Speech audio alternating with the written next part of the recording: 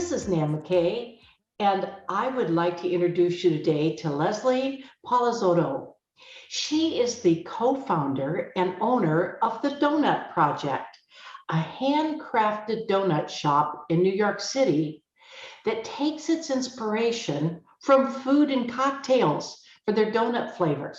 I can hardly wait to try one. She's a former litigation attorney who took the leap from practicing law to becoming a business owner. She's a great example of melding skills with passion. So welcome, Leslie. Thank you. Thank you for having me, Nan. I'm so excited to be here. Leslie, take us on your pivot journey. You left a six-figure corporate job to start a business. So tell us about your current business and why you decided to start your company. Well, it's been a long journey. My business, as you so wonderfully clarified in your opening statement, that we're a small handcrafted donut shop in the West Village of New York. It's me, and I have a team of four female pastry chefs. We create very unique donuts, and we like to balance our flavor profiles. We, like you mentioned, take inspiration from food and cocktails. So we use out-of-the-box ingredients like beets and ricotta and olive oil and pepper and all kinds of unique ingredients to create one-of-a-kind donuts that you can't get anywhere else. Why I started is a very long story, but I will condense it down for your purposes today. As you mentioned, I was a litigation attorney. I was living in California, and my husband and I would travel back and forth to New York a lot because he had business here. And I would always kind of join along on the trips and work out of my firm's New York office, and just fell in love with New York City and made it a point that I wanted to live here at some point in my life. And my husband and I were in the position that we could pick up and move. And so we moved to New York.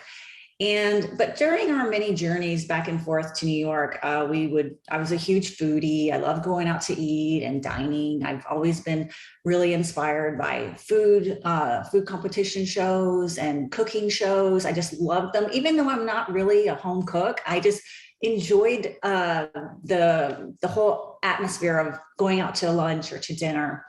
So on one of our trips to New York, I met my former business partner who was a bartender, and we became great friends. And he mentioned to me that he wanted to open a donut shop. And I pulled out my phone and I showed him all these pictures I would take of donuts when they would be brought into my law firm, and how happy they would make me feel and how it would just lighten the mood and make the day fun. And I told him, I'm trying to move to New York. If I get here, maybe I'll help you do that donut shop. Well, I did move to New York. I actually lost contact with this gentleman. And then through fate, we found each other again. And I asked him, what's going on with your donut shop? And he's like, well, nothing. I still want to do it, but I haven't done anything. So I was like, well, what if I help you? So we started writing a business plan. We raised some capital. And in the meantime, I, had already taken the bar in New York and passed it, but my firm didn't have work for me. So I had an opportunity to help this gentleman maybe open the shop. So we were into the business plan, and my law firm reaches back out to me and they're like, we have work. Can you start? And I said, this is when the pivot happens. I said, you know what? I think I'm going to go in a different direction. And I did, and stayed, focusing on trying to make the donut shop a reality. And we did. We opened it in October of 2015, and it's been going strong ever since. So long story short, kind of didn't intend to do this, but it kind of fell in my lap and I was enjoying the process. So I stuck with it. Tell me how fate intervened. You said it was fate. What happened? Well, he was no longer working at the restaurant where I initially met him and became friends with him. And so I had to ask around from the people who were, still working at that restaurant, do you know where he went? And they told me where he went. And so my husband and I went there, and the restaurant was new. And we asked a waiter if they know if he was working there. And he said, no, I've never heard of him. And so I was like, oh, well. And then one day I was walking by that same new restaurant, and he was standing in the window working there. And so we ran in and saw each other again for the first time. And you were like, and I was like, oh my gosh, I've been trying to find you. It was, and in New York City, that's kind of rare. I mean, it's a big city, there's lots of people. And so cross paths with someone that you've lost contact with is a little unique. Your motto is never too late. So tell us about that. Well, I truly believe that if you're on a certain path in your life, it doesn't mean that you have to stay on that path. I found I was in high school and found a part-time job at this wonderful company and worked there. And then right after graduation, they offered me a full-time job. And I just immediately went into working, and it was a beautiful, office. It was a large construction management company. And there was so much opportunity for me to learn new things and grow, and which I did. And I was very happy at that company for a very long time. But it was when I was 29 years old, I realized, you know what, I actually do want an education, and I want to go to college, and I've missed that. So I didn't say, oh, it's too late, I can't do that. So I started, going to community college at night after work at the age of 29. And, did that for a very long time until I actually met my husband and moved to California. And I said, I'm only moving to California under one condition, that I can continue going to community college, because I really want to, get an education. And he was, of course, 1000% supportive. So I actually moved across the country and continued my community college journey, and ended up transferring into UCLA and graduated there at the age of 36. And then graduated law school at the age of 40. And so, even though I was done, got my education, I was like, I'm not done. I'm going to go to law school. So, entered law school at a much later age than most people. And then, after practicing law for 4 years, started a business at, the age of 46. So it's never too late. You can always do something new, change course. This is one life, and you should never stick on a path that you're not happy with. No, I really agree with you. And I finished up my education fairly late as well. Do you think that gives you kind of a different perspective about education when you start, not just right out of school, high school or anything? 100%. When I was 18, all I cared about was having fun. And I got this job that, I landed a job. And so that was good enough for me. And that was good enough for me for a long time. And because I was at such a wonderful company where they had training classes, and they were always improving on the employees' abilities to do their job. And so it was kind of like an education at that company. But then it got to a certain point where I realized I actually wanted the college experience, learning, a lot of subjects that you maybe weren't related to business, but, more art and history, and just, I don't know, you got to have a love of learning if you want to, make big changes in your life, because when you do make a big change, there's a lot of things you need to learn. But I appreciated college so much in my later years. I could be a professional student. I think I love the whole process of going and learning from someone else. What do you think's been the biggest challenge for you? Well, with my business, it's depending on other people. With all of my jobs, it was, here's the job description, here's what you need to do these things, you get a review, you get the gold star, you get a raise, you get recognition. And with your own business, there is no job description, and you can't do everything because you're kind of in charge of all of it. You don't just have one role, you wear all the hats as a business owner. So you have to depend on other people because you alone cannot do it all. And that was a big challenge for me because I have such a high level of expectations for myself. And then that just translates that I want everyone to have that level of excellence, so to speak. And you're not going to get that when you have a business, especially in the food industry. Originally, when we were much larger, you have employees who maybe they just need a job and they come work for your business. And the labor part of it is very challenging in New York City to get good people. And you have to depend on these people and they let you down. And that's very frustrating. And so I think that was the hardest part for me of transitioning from, an office job where you're control of your success to owning a business where you have to depend on others for your success.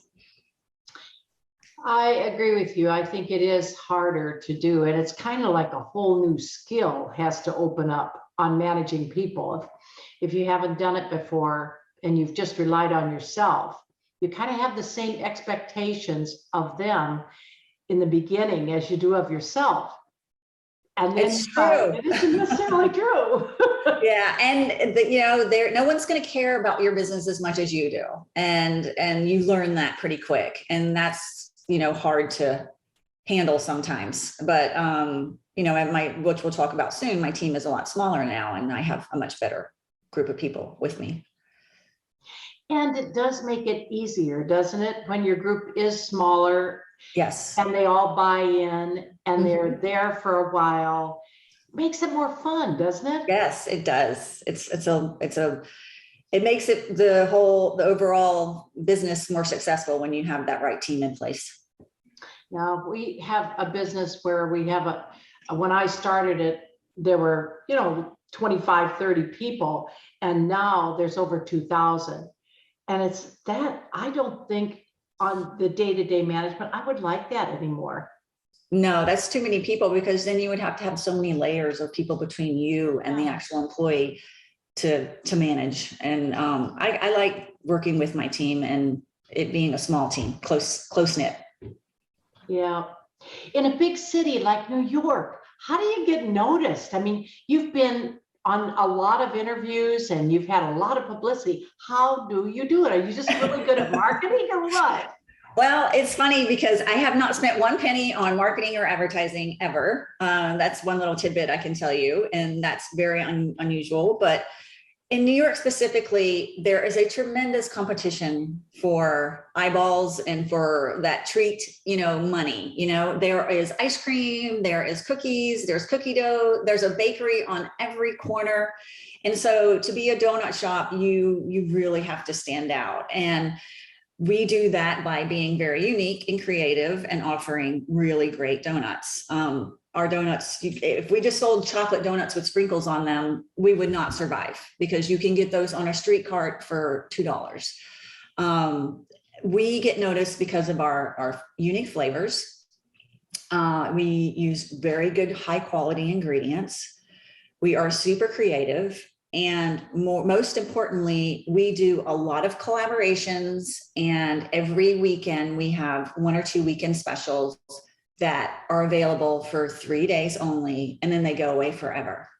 So it's the supply and demand marketing concept. Every weekend there's something new, and our kind of marketing strategy is to kind of, if it's not a collaboration donut, then it's something that's either nostalgic or has a pop culture reference or is inspired by a dessert or something familiar to you, so that it kind of sparks that notion that, oh, I've got to taste this because I remember this from my childhood, or I remember when my grandma used to make this, or I remember, getting this when I was traveling. So, just the creativity is what keeps us in the spotlight. How in the world, and I don't want you to give away all your trade secrets, but how do you get those flavors? Different flavors. I mean, do you use flavoring, or what do you do? Well, we use actual real ingredients. We, for instance, we have a donut that we actually won a donut competition for. It's called, it's our beet and ricotta donut, and it has a beet glaze and a ricotta kind of whipped cream filling. And it was inspired by a beet salad. And so we could be sitting down having lunch at a restaurant and the flavor profiles work so well together. I just immediately go, okay, how can we make this into a donut? I mean, that's really how it started.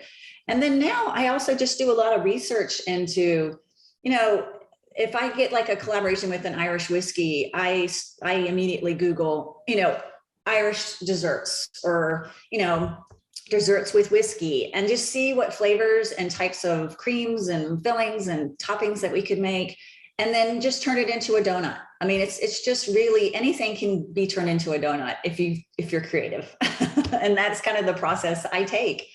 But yeah, it's a lot of fun. And a lot of times there's an alcohol, one of our collaborations, will just simply give us a product and say, please create a donut using our product. And we just figure out flavors that work well together with that product.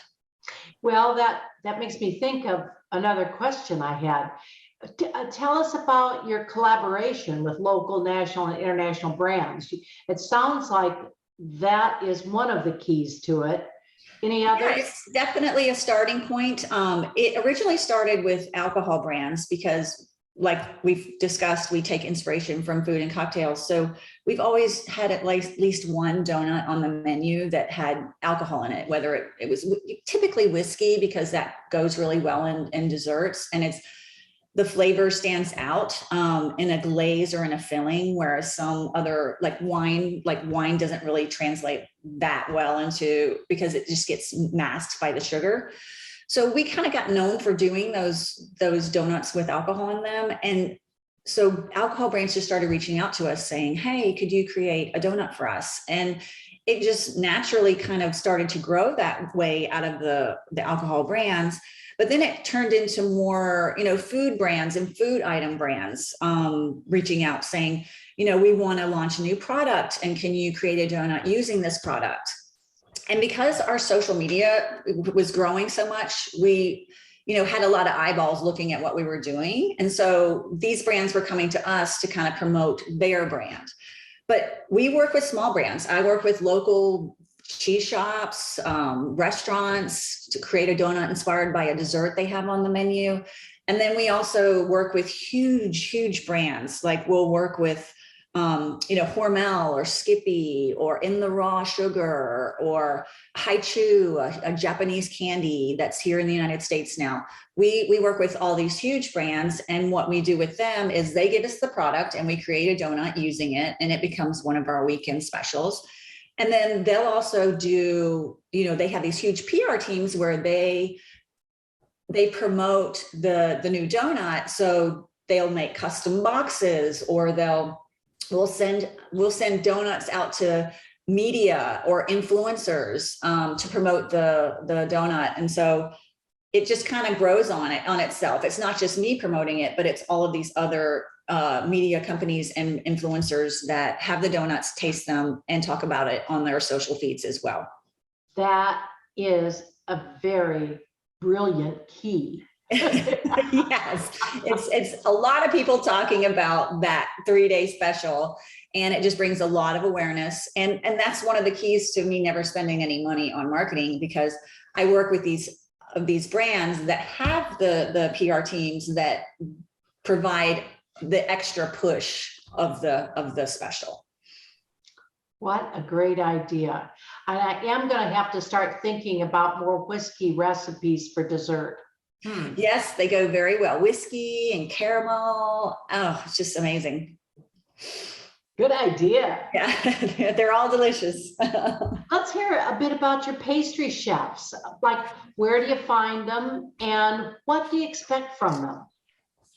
I have 4 female pastry chefs, and it's not that I specifically said you had to be female, obviously, but they just always are the most qualified. And these are professional school, they went to college in this field. This is what their career choice, this is what they wanted to do.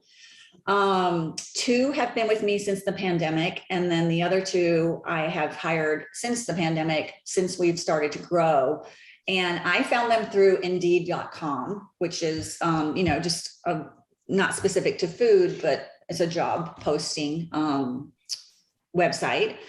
And, when you advertise that you need a pastry chef, you get all these resumes from people who have none of the skills that you're asking for. I don't understand why people apply for a pastry chef job if they've never worked in pastry, but you get those.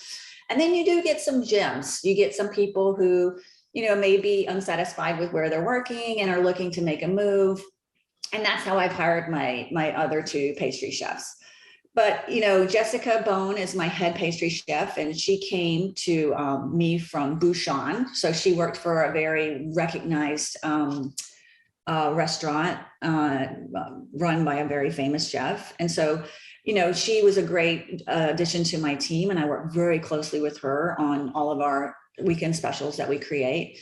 But I expect, obviously professionalism and creativity. I want everyone to bring creativity to the table. And most importantly, I want commitment to the brand. It's a very, laborious job. It's not easy to create new things every week. And it's a lot of work. And on the weekends, it's like dinner service on a Friday night at the most popular restaurant. It is very fast paced. There's no time to sit around and take a break. It is on. And so that commitment to the brand and making sure that we, are successful is key to me. And I have a wonderful, wonderful team now. We all get along, and it's just, everything's going great right now. So it's, I'm just very blessed that I have such great employees, because in the past, as I've mentioned, I didn't have the best employees, and it was, very challenging when you get let down by employees, because it is so important and dear to your heart, your business.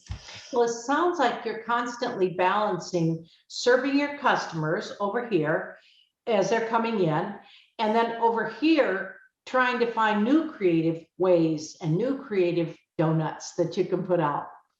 Yeah, I mean, one of the most important things about my business is I want it to be an experience. It's when you come into the shop, it's not, what do you want? Here's your donut, bye. It's, hi, welcome. Let me know if you have any questions. Where are you guys from? I have people from all over the world coming to my shop.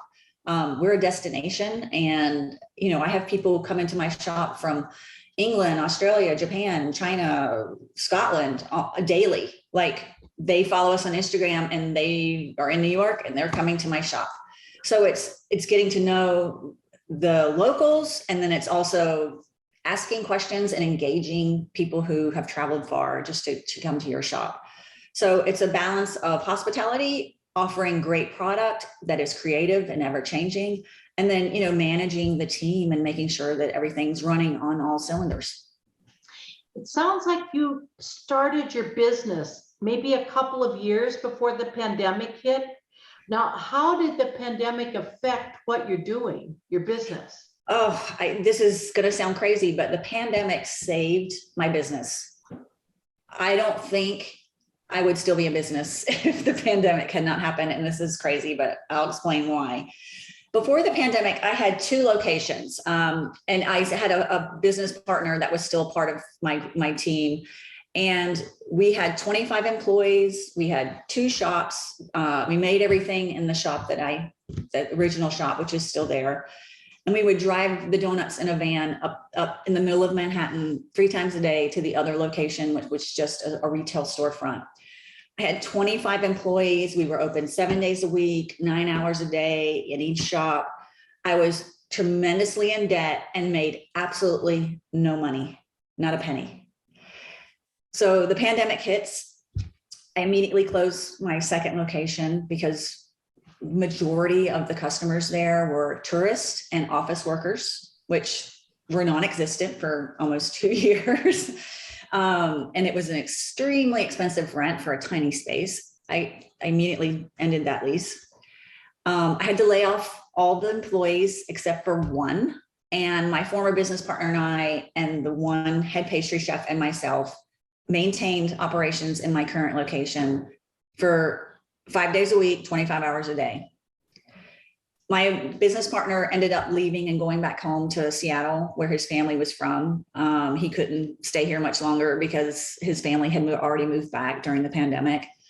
So it was me left alone with my one head pastry chef. And then I brought back on a couple more employees that were good from the layoffs. And it was, for a long time, it was just me and 3 people. And we stayed open the 25 hours a week, 5 hours a day. I now have no debt. I've paid it all off, and I am very profitable. And I'm only open 25 hours a week. Wow. My team of me and my team, we create what I used to pay 15 people to do. And it's the efficiencies I learned through the pandemic that less is more.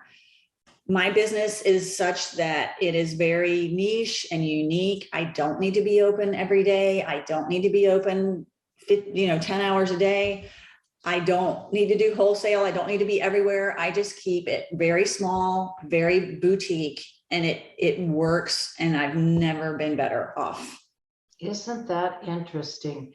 So during COVID, did people actually come into the shop, or did you put it in a bag and hand it out a window, or how'd you do it? So it was takeout only, one customer in the store at a time, obviously with 6 feet and masks and all of that. We really promoted our pre-ordering system, where you pre-ordered and therefore you didn't have to come in and order. You just came in and picked up a bag and left. Also, the third-party delivery services such as Uber Eats and Postmates and Grubhub, all of those accounts started to really grow and become a large portion of our business, because people wanted everything delivered instead of going out.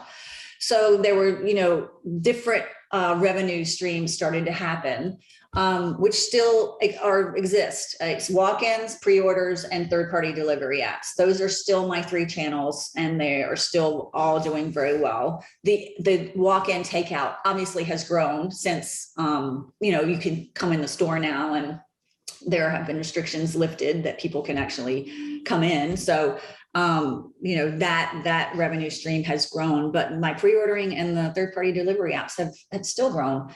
And, my business actually grew during the pandemic because people were looking for a sense of normalcy, and they would drive from far away to come and just pick up the bag of donuts. And just that little experience would bring some joy to them because of how traumatic the experience. I mean, New York was the epicenter of the pandemic. It's where it really hit hard. And it changed the city. You could walk on the street and there was not a person on the street. And so people were just traumatized, and they made it like their weekend outing to come get in a car, drive, pick up the donuts. And every weekend there was a new donut. So it was like exciting and fun for them. And I really grew my customer base during that time. Almost entertainment in addition. Yes, this is what they did. Yeah, this is what they did. And it was like, so many other businesses shut down. And so we remained open, safely, of course, but we became something of, like you say, an entertainment for them on the weekends, just to break up the trauma of what was going on. You've been so successful and you started later. What's your advice to a woman, let's say over 50 today, thinking about starting a business? Well, starting a business is not for everyone. I think you need to have certain qualities to succeed. I think people think they want to do it, but you really need to have certain characteristics that will enable you to be successful. You have to be a very motivated and disciplined person, very determined. I have a very never quit, whatever it takes to get the job done mentality. And you really need to have that. Like I mentioned before, you must have a love of learning, because when you own your own business, you have to know everything about it. You have to know, the back of the house, payroll, accounts payable. You need to know marketing. You need to know, accounting. You need to know the front of the house. You need to know how to serve customers. Sometimes you wear many hats, and you have to clean the dishes, or you have to sweep the floor. It's just, you have to love to learn and be willing to do whatever it takes.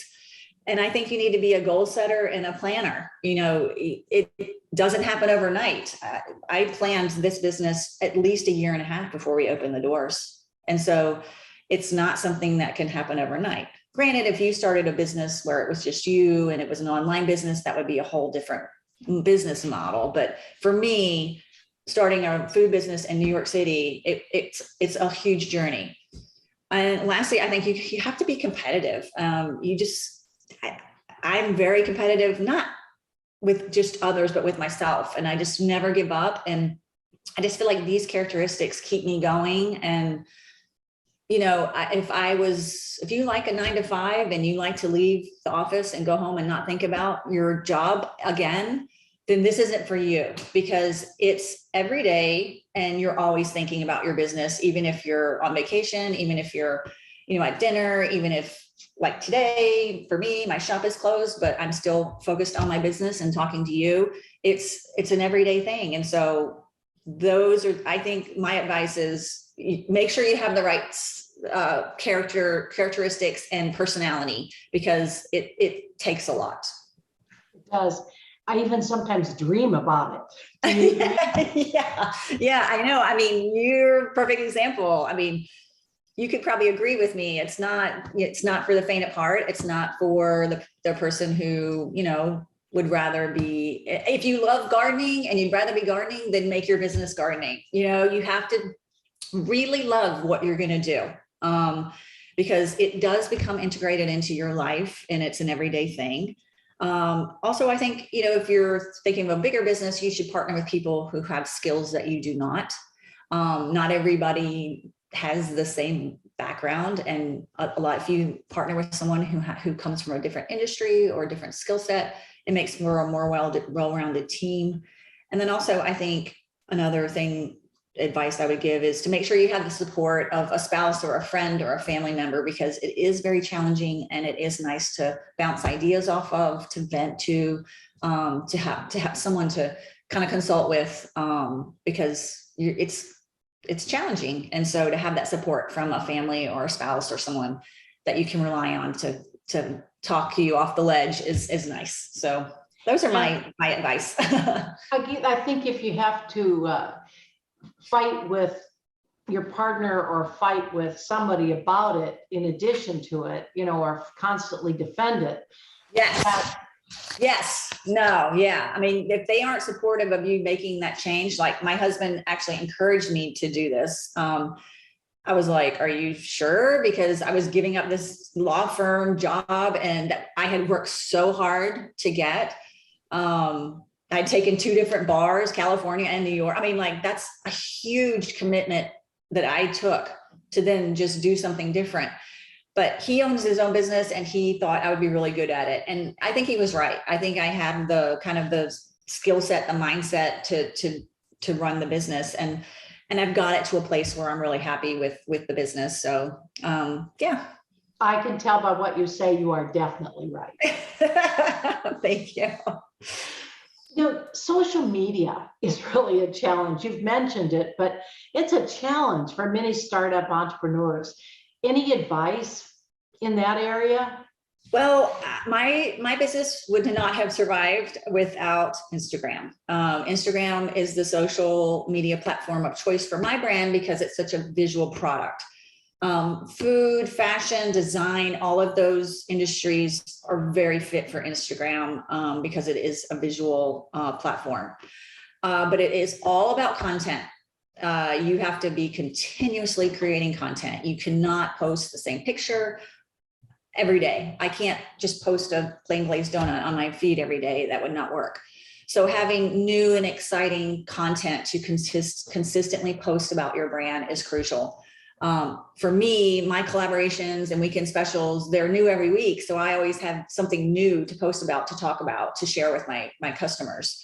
So every, Wednesday, my pastry chef and she'll mock up the weekend specials for me and I create all my content. I do videos, I do pictures in various different places, cut in half donut, the whole donut. I create all of the content that generates me to be able to do multiple posts, multiple stories, and multiple reels on Instagram. I started a TikTok account just out of curiosity, but then kind of stopped doing it because I didn't really see that it was benefiting me because my Instagram is so crucial.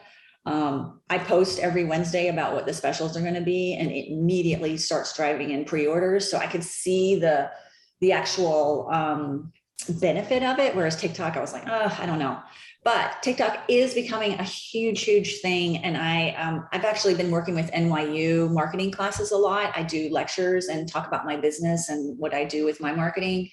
And I have a little NYU intern who's going to work with me over the summer. And he is taking on the challenge to take my TikTok account and blow it up. So we'll see how that goes. Good for you. Well, it sounds like that takes a lot of your time if you're going to do all your content yourself too. Wow. Yes. And I mean, most people would farm that out, but with me, it is so crucial and so important, as I mentioned, because it directly correlates to pre-orders, and people walking into my shop literally will hold up the phone and say, I want this one.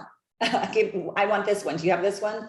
And it's like, there is such a connection with posting on Instagram and sales. It is a direct correlation for me. And so that's why I still do it, because it's just too crucial to my business. But the TikTok, I'm like, you give it a shot and we'll see what he does with it, just because, I don't know much about it. I haven't invested that much time in it. And but the younger generation it's all what they look at. So he's going to help me spread the word on TikTok. But it is a lot of work creating the content. And you have to be creative, and you have to plan it. You have to think about it and think about the language you're going to use with the imagery.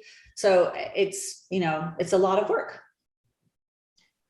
You've done so many things, you've achieved so much. What's your biggest challenge left today?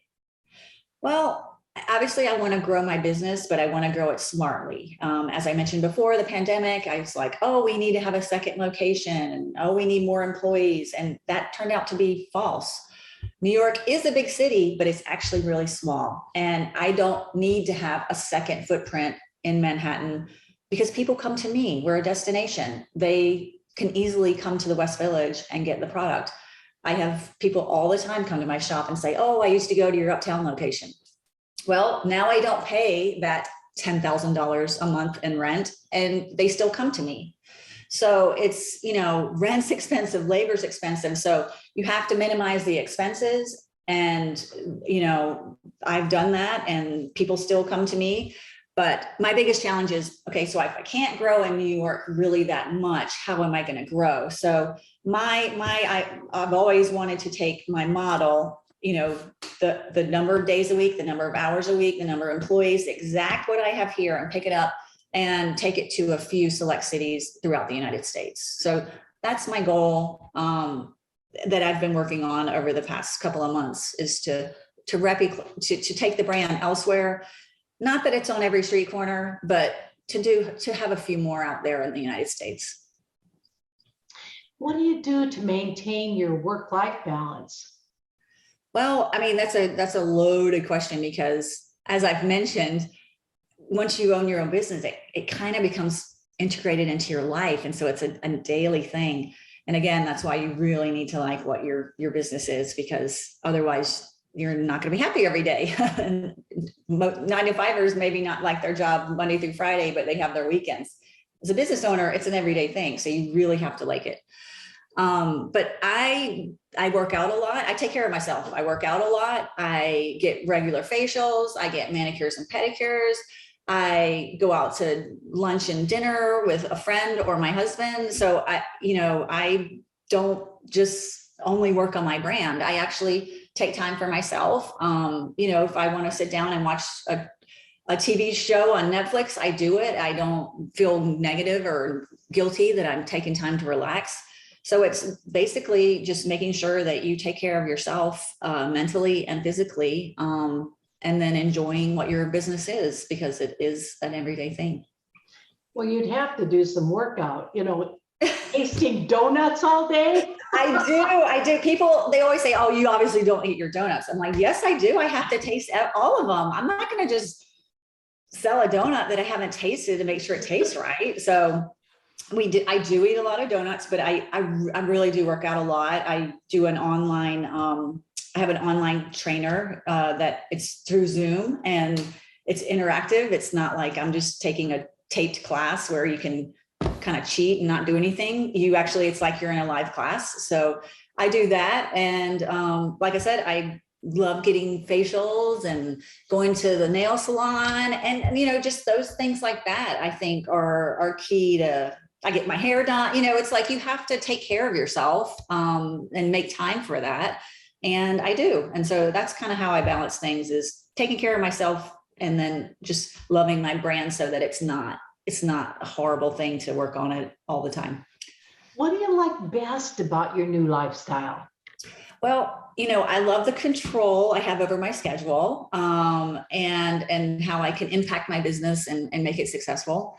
I get to go to my shop 5 days a week and interact with customers and make them happy with donuts. I love that. Before I was in litigation, which was a negative thing, and now I get to have fun and make people happy.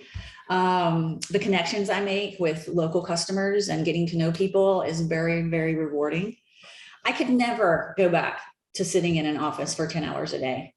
I just couldn't do it. Once you have the freedom and control of having your own business, the thought of going to work for someone else on their watch and their timetable is just not in the cards for me. And that's what I love the most. I think it just gives you a new sense of freedom, that you have control and you can do it whatever you want. Well, Leslie, it obviously works because you're successful, you're energized, you're enthusiastic, and you found your niche. Weirdly, from being a lawyer to owning a donut shop is very unique, let's say that. And I think that's why it has attracted a little bit of attention, because it is so bizarre. But every job you have in your life, you take the skills with you. And I think starting a business later in life is probably more beneficial because you have all those skills in your back pocket. If you tried to start a business when you were 18, it probably would fail. And I think starting it, like you said, for advice for women after 50, you have so much more knowledge and so much more ability to accomplish something than you would have a long time ago. So it's never too late. Well, we wish you the very best, and thanks so much for sharing a little bit of that very busy time with us. I loved it. Thank you, Nan.